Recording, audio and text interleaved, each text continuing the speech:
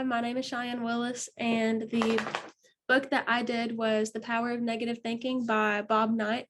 And if you don't know who Bob Knight is, he is one of the greatest basketball coaches for the NCAA. He has won over 900 NCAA games.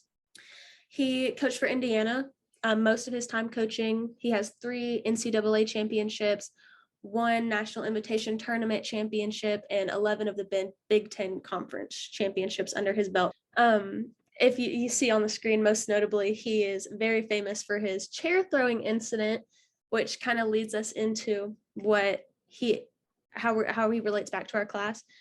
Bob Knight is the epitome of a command style coach. You see one of his quotes here is that at the very end of it, it says, "Frankly, there was one way, my way."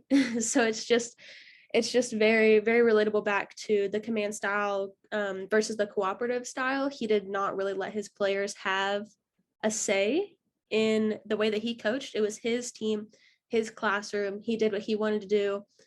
And then one of his other quotes was, one of the obligations of being a coach is to make sure that you know your players' strengths and weaknesses, as well as making sure they know their strengths and weaknesses, which is super necessary when being a command style coach, because they don't get to say so. Command style coaching is not one that's very heavily used. It's not one that in the class we were ever like, oh, command style coaching is the best way. But I think that Bob Knight is, when I said the epitome of it, he is the perfect example of a command style coach, because everything he did right. His players respected him. They liked him. They did not come there to play around.